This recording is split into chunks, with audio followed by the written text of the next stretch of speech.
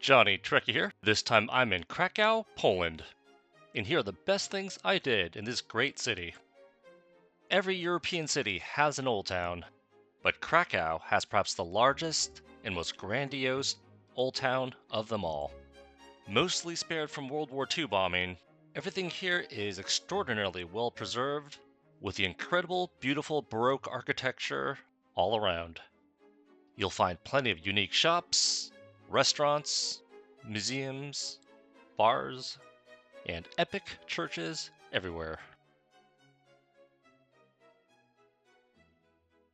At the center is the grand historic Krakow Cloth Hall. While cloth is no longer sold here, it's now packed with surprisingly affordable, fun souvenir stalls.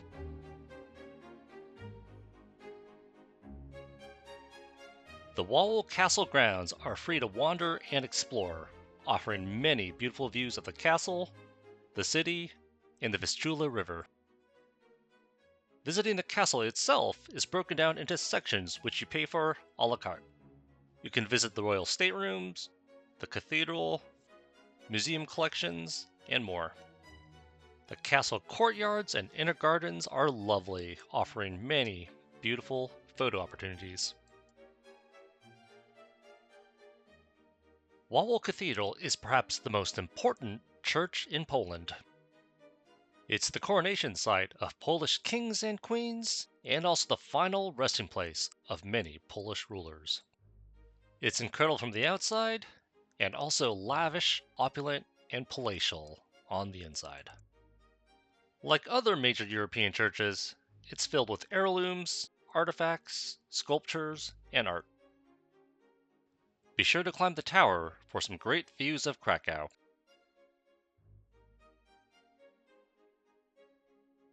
Sandomierska is the highest point of Wawel Castle. While I do love a good tower, the views are actually not that great up here, and all the windows have thick glass showing lots of reflection, so don't plan on taking any great photos here. Dragon's Den is a silly, fun, and whimsical walk through some caves where allegedly, according to Polish folklore, dragons used to live. Unfortunately, I did not find any dragons, but it certainly felt like I was in an episode of Game of Thrones. At the exit, it leads you right to Krakow's famous dragon statue, which actually does breathe fire.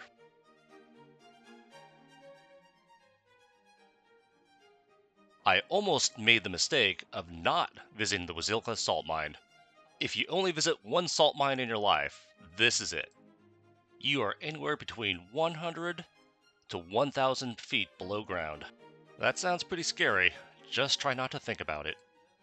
For centuries, the old salt miners created some beautiful sculptures and amazing architectural designs, all from salt.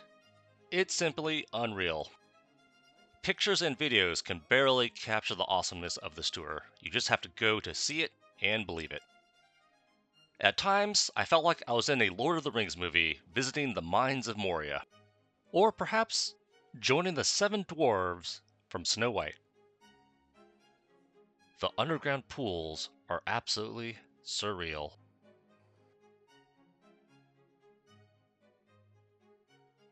The main grand chapel is absolutely mind-blowing.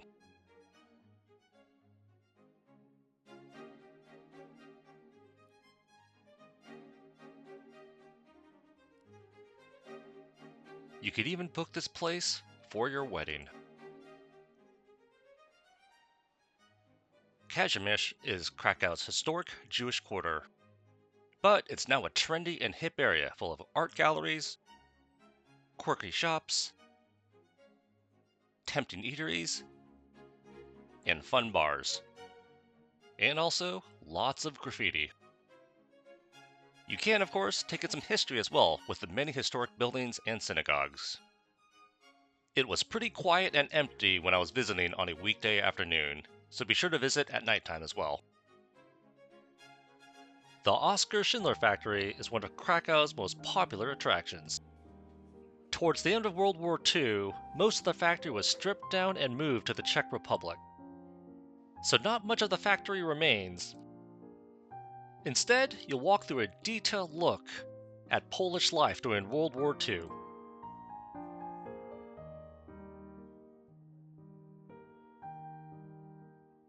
You'll get a detailed look of life in Krakow under Nazi rule. You'll see lots of interesting relics and artifacts of the war. The guided tour was very informative and interesting. But I expected this to be more about Oscar Schindler, his factory, and his workers.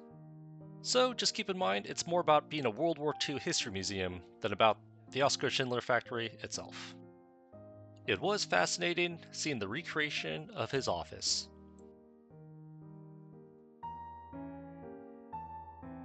The Nowej Huta Museum.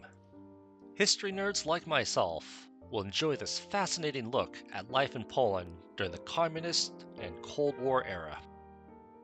One whimsical section featured historical toys, children's books, games, and even video games. You'll also get a good look at Cold War propaganda. The communist government was always fearful of an attack by Western powers, though this might have been a scheme to control its population. You'll walk through a recreation of an underground war bunker and see some survival gear. Despite all the massive expenditures, war never happened. But it was a great way to control the population through fear. The Czartoryski is perhaps Krakow's most famous museum. From ancient times to the turn of the century, you'll see lots of different heirlooms, antiquities, and relics. Some incredible paintings, beautiful sculptures, fascinating medieval armor and weaponry, and much more. Most importantly, you'll see Leonardo da Vinci's Lady with an Ermine. I think she's even prettier than Mona Lisa in Paris. This handsome fellow might have been Weird Al Yankovic's ancient ancestor. Auschwitz is perhaps the most well-known and infamous Nazi internment camp of them all. Horrific, cruel, dreadful, horrid, and awful are just a few of the words to describe this dark, sinister place. But it is a very important piece of history.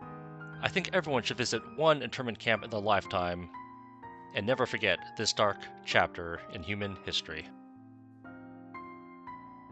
The premises are enormous, and you're standing and walking almost the entire time. So wear your most comfortable shoes and bring a water bottle. The tour is officially 3.5 hours long, but mine actually went well past 4 hours. My tour group had some elderly and handicapped folks who couldn't get around easily.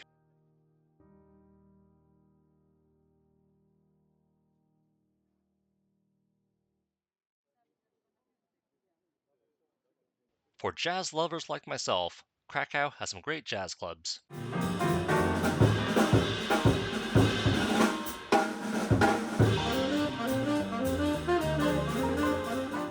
If you love swing dancing like I do, check out Lost Bar.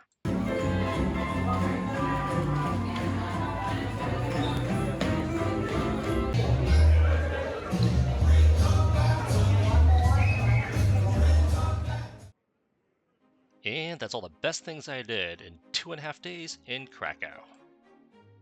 For more details, visit my website, johnnytrekkie.com. And please subscribe to my YouTube channel. You'll find my other video, Krakow Food Tour. I'll show you the very best places to eat. Until next time, live long, travel, and prosper.